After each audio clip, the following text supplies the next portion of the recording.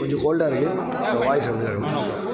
ஏன்னா நான் நிறைய ஈவெண்ட்ஸ் போயிருக்கேன். பட் ஆனால் முதல் முறையாக எனக்கு தெரிஞ்சு இவ்வளோ பெரிய ஒரு ஈவெண்ட்டை ஒரு ஸ்கூல் ஆர்கனைஸ் பண்ணி அண்ட் எல்லாத்தையும் தாண்டி அங்கே அந்த பசங்க அவங்க இந்த வயசுலேயே பேட்டன்ட்லாம் வாங்கி அவங்களோட ரிசர்ச்சை பற்றி பேசினதான் ரொம்ப பெருமையாக இருந்தேன்.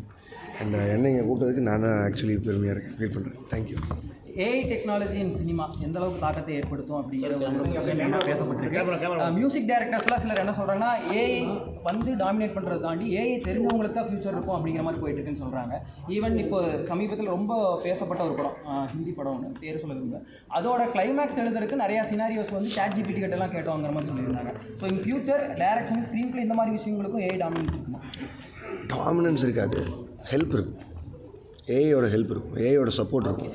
அது ஒரு டெக்னாலஜி இல்லை. ஸோ அதனால் அதோட ஹெல்ப் யூஸ் பண்ணிக்கிறது தான் புட்சாலித்தனம்னு நான் நினைக்கிறேன். அது யூஸ் பண்ணுறவங்கள பொறுத்து. அது எல்லா டெக்னாலஜியுமே என்றைக்கு இருந்தாலும் முதல்ல வரும்போது நம்ம வெளியிலேருந்து பார்ப்போம், அதுக்கப்புறம் நம்மளே அது கூட அடாப்ட் ஆகிப்போம். அதை நம்ம எவ்வளோ யூஸ் பண்ணிக்கிறோம், என்ன பண்ணிக்க போகிறோங்கிறது நம்ம கையில் தான் இருக்குல்ல. ஆனால் டெக்னாலஜியை தாண்டி கருத்தியல் ரீதியான பிரச்சனைகள் வந்து இப்போ ஒருத்தருக்கும் பிரச்சனைகள் நான் அந்த மாதிரி இது கான்ட்ரவர்சியில் கேட்கல. ப்ரொடக்ஷன் ரீதியாக வந்து இப்போ ஈவன் வெற்றிமாறன் கூட இன்றைக்கி சொல்லியிருக்காரு, கருத்தியல் ரீதியாக ஏதாச்சும் ஒரு விஷயம் வந்து சொல்ல வரும்போது கேசஸ் போடுறது அந்த மாதிரி வந்துருக்கு.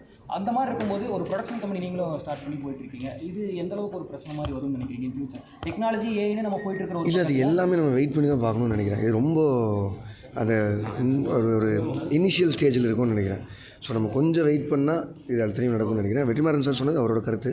நான் அந்த இடத்துக்கு கூட இன்னும் போகல. நான் இப்போ தான் ப்ரொடக்ஷன் கம்பெனி ஆரம்பிச்சிருக்கேன். அவர் நிறைய படங்கள் பண்ணியிருக்காரு. நான் இப்போ தான் வரப்போகுது. நன்றி சார். Thank you sir. உங்களுடைய படங்களில் எந்த அளவுக்கு கூலி பார்த்தீங்கன்னா அது ரஜினி சாரோட வாய்ஸ் ஏஐ தான். ஸோ அதனால் அந்த மாதிரி யூஸ் பண்ணிப்போம் அப்போ. ஆனால் நெக்ஸ்ட் நீங்கள் நாளைக்கு வந்து இந்த ஏஐ யூஸ் பண்ணுறதுனால எனக்கு பெரிய ஒரு இது இல்லை அப்படின்ற மாதிரி சொல்லியிருந்தீங்க. ஆனால் நிறைய பேர் இப்போ வந்து ஏஐ யூஸ் பண்ணிட்டு இருக்கிறாங்க இல்லையா? இல்லை, நான் அனிருத் யூஸ் பண்ணிக்கிறேன். அதனால ஏஐ யூஸ் பண்ண தேவையில்லை. ஆனால் நீங்கள் நடிக்க போகிற படம் யாராச்சும் ஒருத்தரை வந்து ரெஃபரன்ஸ் வச்சு ஏதாச்சும் ஆக்டிங் இந்த மாதிரி ப்ராக்டிஸ் இந்த மாதிரி எடுத்துகிட்டு இருக்கீங்க, நீங்களும் அனியும் சேர்ந்து நடிக்க போகிறீங்கிற ஒரு படம்? இல்லை, அது அருண் மாதேஸ்வரன் சொல்லணும். அவர் சொன்னாரான்னு. தேங்க்யூ.